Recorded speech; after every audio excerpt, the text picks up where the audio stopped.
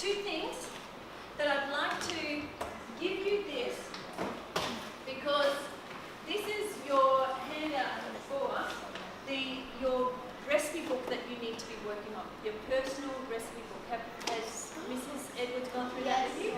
Yes. Yeah? Talk for half an hour. Talk for half an hour, good job. So this is the handout that goes with it, and that is the... I think she may have already handed that out. I think I love handouts. Yeah? I didn't. Okay, well I'll give you one now. So that's the handout with the instructions on what you need to do, as well as the way in which it's going to be marked. Okay? Really recommend that you follow that so that you know what to do. Okay? So if you have not got one, I will give you that.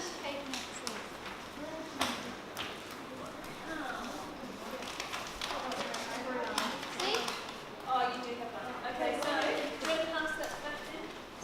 Okay, so Mrs. Edwards is obviously already with her. Okay, cool. Alright, now next thing, when it comes to this cheesecake, have your recipe open so I can see it. Really important that you write in big bold letters, bring a tin to take it home. Okay? So, the best tin you can get is a springform tin, and the reason why it's called a springform tin is it opens like that. That means when you've got that crumb biscuit base, it still holds its shape. If you've greased your tin properly, once you open it up, you can lift it up gently and it's still holding its shape. Alright? So, it's called a springform tin, and you can buy them anywhere in Woolworths or Coles, Big W, Kmart, Best and Less, what's it called, the Reject Shop. All of those places have the tins. Okay? They're not that expensive. Okay? If you only have a cake tin, well, bring the cake tin as well, and if it doesn't have the springform on it. But it just means that as you go to get your piece of cheesecake out, the crumbs will collapse. Okay? The springform tin helps you keep it in its shape. Okay? So please write that down on top of your sheet. Bring a tin, because you can't make a cheesecake without a tin. Alright? Just doesn't work. Okay, the way you're going to line this is you open it up like that. You get a piece of your grease-proof paper. You're going to put that over the top like that. Okay, close it, and then all you're going to do is then you can use your scissors if you like, but I just then rip off the excess like that. And you don't have to worry, this doesn't go in the oven or anything like that, it goes in the fridge. Okay? And you've got the paper on the bottom, so that means it won't stick to the bottom. Then you get your spray and do this outside, or make sure you do it over the sink so it doesn't go on the floor. Okay?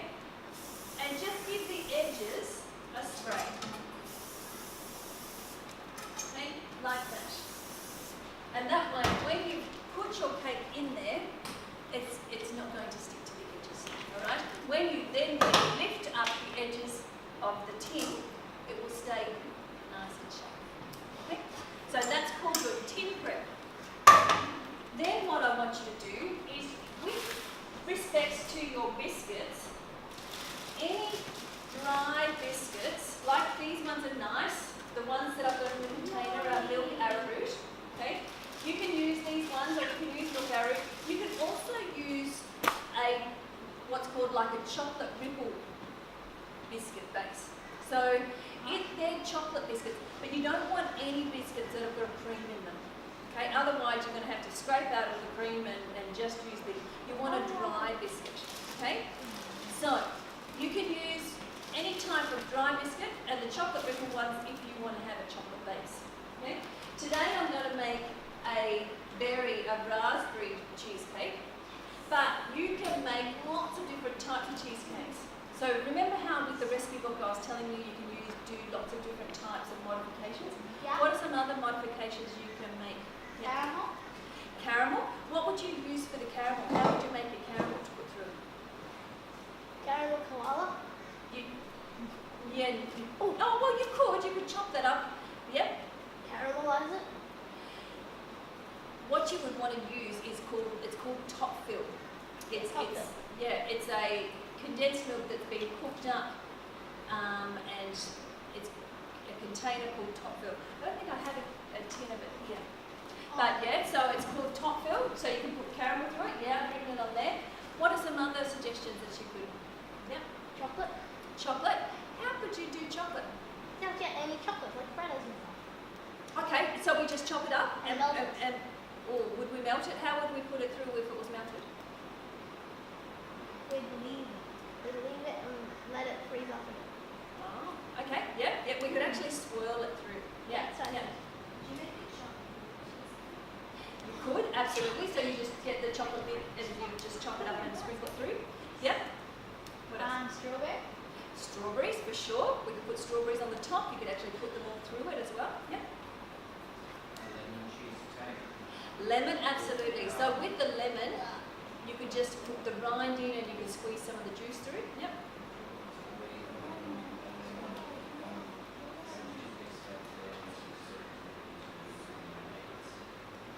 You could use, sorry? Lemonade.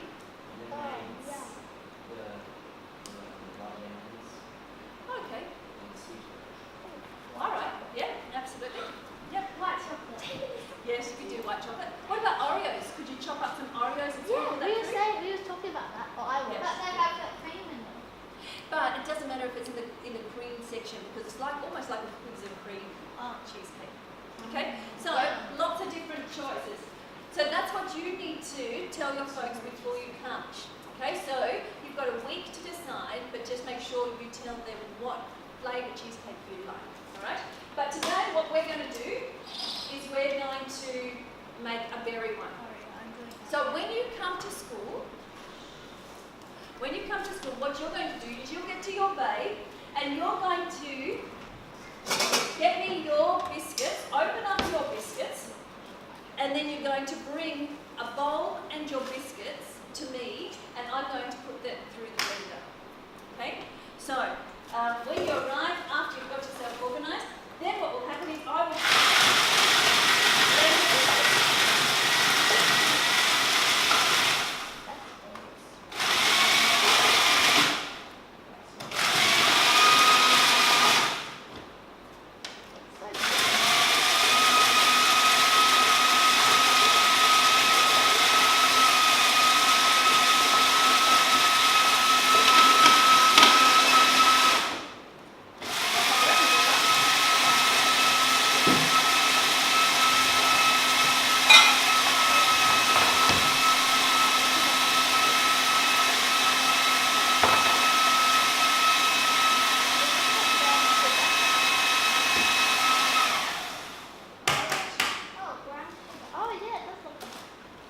Then what you're going to do is you're going to get 125 grams of butter.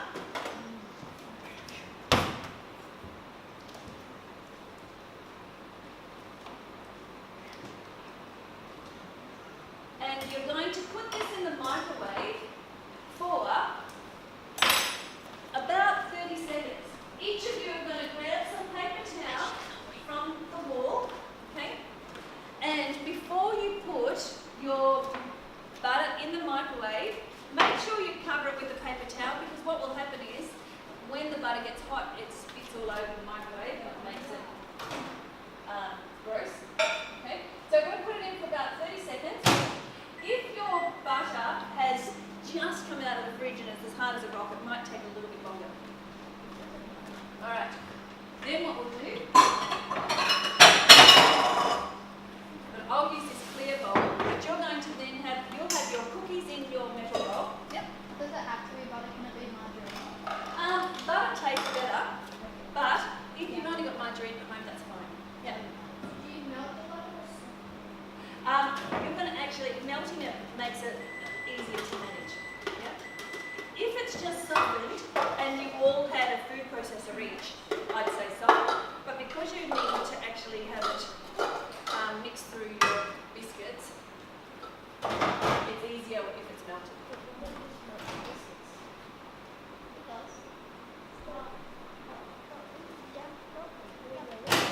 So this is nearly there. I'll just give this a bit of a stir to finish the melting. Yeah, needs a bit longer.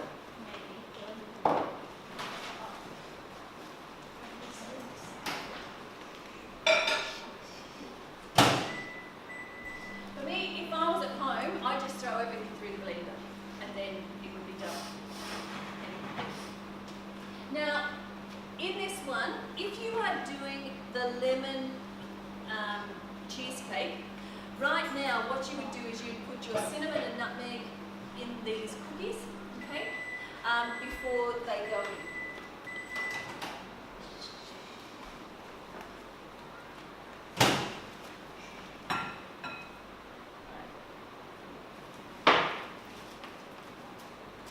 Then what you do is just get your wooden spoon and give that a stir, and you're going to combine those cookies and butter together.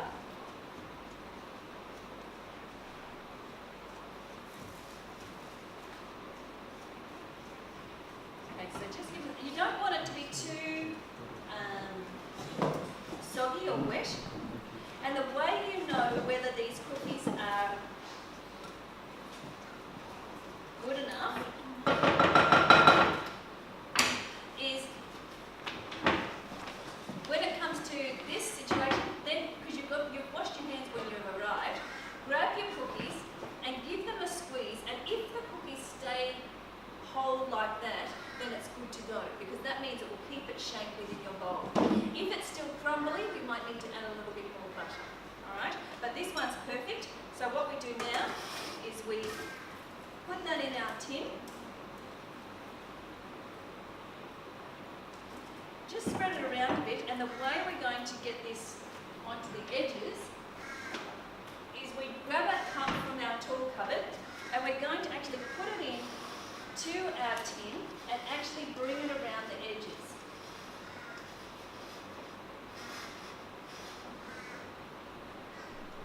Make sure that it's nice and flat at the bottom. Then squish it into each of the edges. And you know if it's a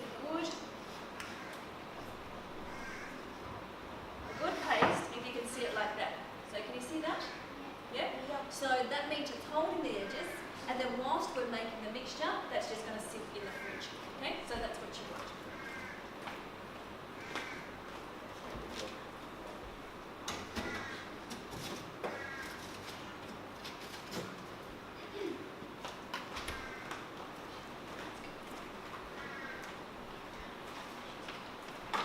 Alright, the next part is what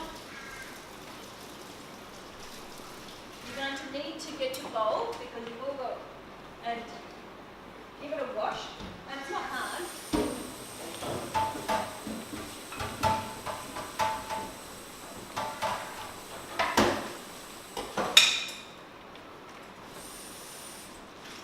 And that way you've got less dishes to wash at the end. Because in this now, you're going to put your cream cheese and your condensed milk and so on. Now, can I ask that you say to your folks, can I please have a tub of cream cheese? Okay? The tub of cream cheese is much easier to work with. If you get the block of Philadelphia cream cheese, it's really hard to get that nice and soft. Okay? So ask them to get you a tub. It's much easier, and everything ends up a lot smoother and less lumps in it. Alright? So, each of you in your second drawer, you've got a beater.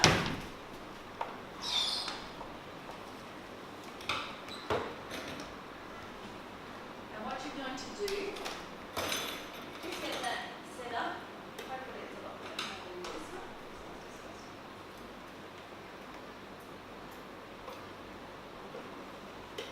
Like that. And in here, you're going to put your tub of cream cheese, the whole thing, and you're going to soften it first. But do you only use cream cheese for that recipe? Because it only says thick and cream. It doesn't have cheese in Yes, it. it does. It says up the top of the filling, 250 grams of cream cheese, the condensed milk, and the thickened cream. Yep. So just empty that tub quickly in here. And the key to a nice, creamy, smooth cheesecake is to make sure that this cream cheese is nice and smooth. Okay, so get your beaters.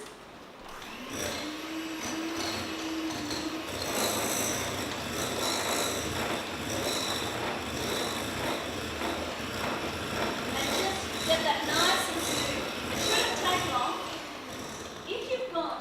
If your parents have bought you the block of cream cheese, what will happen is it will get stuck into your beaters, and then what you'll have to do is you'll start it off, and then you'll have to scrape down the beaters, and then try again, and you probably have to do it 2 or 3 times. Okay? But with the tub, this is already nice and smooth, so it's much easier. Then what you're going to do is you're going to put a little bit of your cream in there. So I think I said 1/3 cup. Yep. Give or take. And what happens is with this cream, in the past, if you just use the condensed milk and the cream cheese and then put the tablespoon of gelatine later, it tended to be like quite gelatinous. Putting the cream in makes the cheesecake a lot creamier and it's a lot nicer. Okay, so we now then just put that together.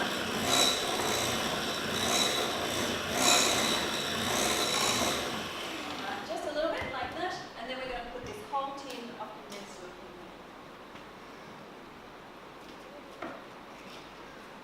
If you have got a condensed milk tin that needs a can opener, what we'll do is this will be out the back there, and you can just bring it in there and we can use this can opener to open it. Okay?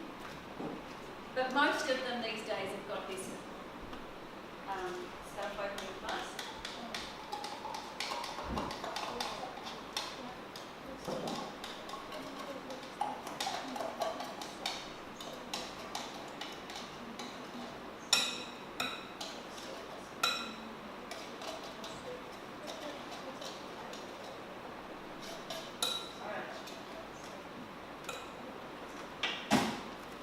Okay, make sure when you do all of this that you scrape down the edges so that you get everything in there.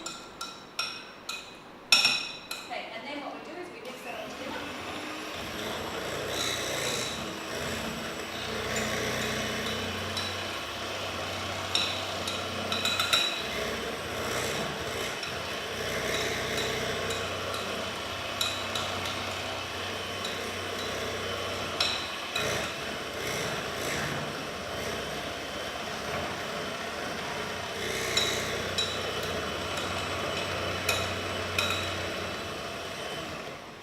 Okay, then when you get to this stage, you leave it. Okay, please, please, I beg you, do not put this powder in there.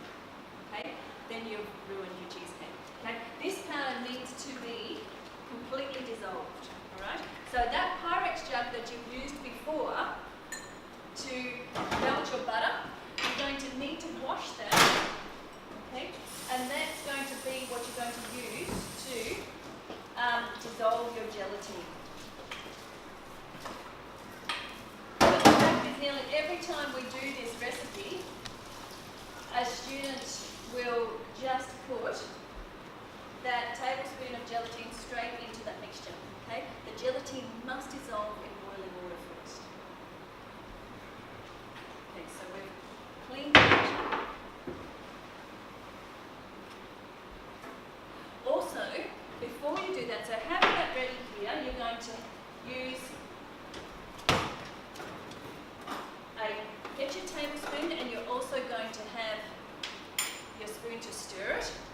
But also make sure that this is where now you're going to figure out what are you going to do in your cheesecake. So for me, I've got my berries here, and I'm going to slowly swirl them through. For you, this is where if you're going to put chocolate, or say for instance you've got your caramello chocolates or you've got your Oreos, you'd get your chopping board out and you'd chop up your Oreos, or you'd chop up your chocolate, or you'd get your caramel ready in your top fill, or you'd be doing your lemons now. So if you were doing the lemon one, you'd get just a microplane here and you'd grate your lemons into the skin, which is the rind. You put some rind into the mixture and just squirt a bit of your juice in there, those types of things. Okay, that would all happen now. Right, me, I've got my berries ready, so that once I've got my gelatine in there, I'll put my berries through. Okay, so that's what you do now, you get all of that ready. But in terms of your gelatine, you need to have a Pyrex jug and your spoon. You get a tablespoon of your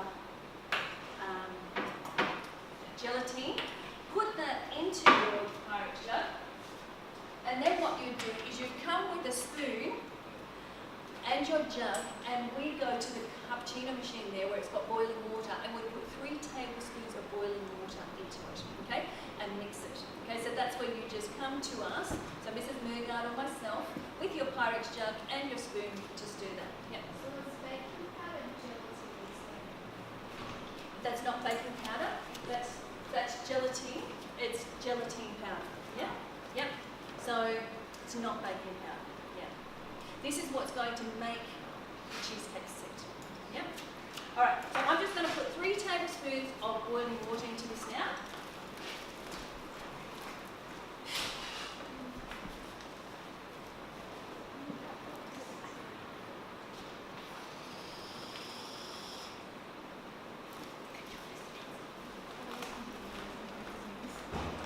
Okay, so then you would come back after we give you your tablespoons of boiling water, and you just keep stirring that gelatine until it gets rid of the lumps and any powder or anything like that. Some lumps you can't get completely done, but they work. Now this gelatine does not go in until everything is ready. So that now has dissolved. So I now get my base.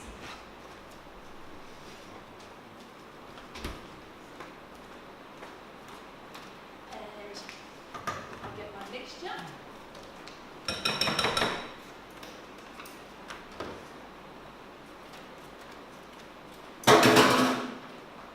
And I have this all ready because this is going to work happen very quickly. Alright, so I'll get a couple of my berries here and I'm going to sprinkle them along the bottom to make sure that everybody who gets a piece of this cheesecake gets some berries. The thing is with some of these, if you don't do this, then some pieces won't have any berries and then that person will feel ripped off. Okay, so that goes like that. Then get this mixture and quickly stir that through to make sure that that's completely mixed in. Now this happens quickly because this gelatine will start setting my cheesecake. Then with this one here, I'm going to ever so slightly, I don't want a pink cheesecake, okay? So, but I do want a few red swirls through it, okay? Not many, okay, and that's all I'm going to do. And then now I'm just going to pour that like that through it.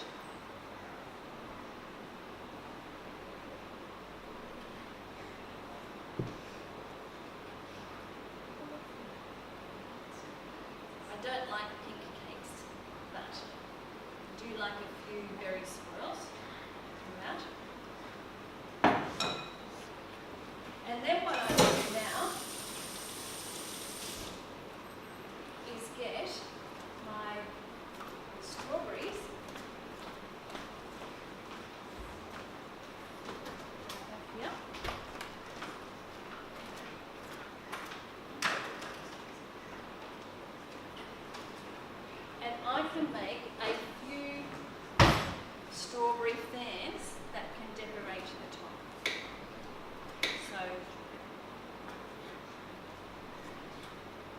So one can go like that. I leave my greenery on there because it just gives a bit of colour, and people know that they don't eat that anyway.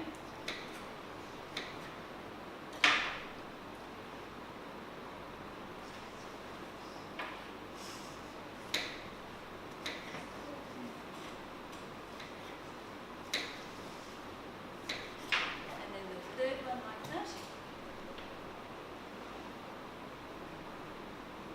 All right, and that's my cheesecake, okay? And I'll just give that as a gift to someone. Is that cool? No. So any questions?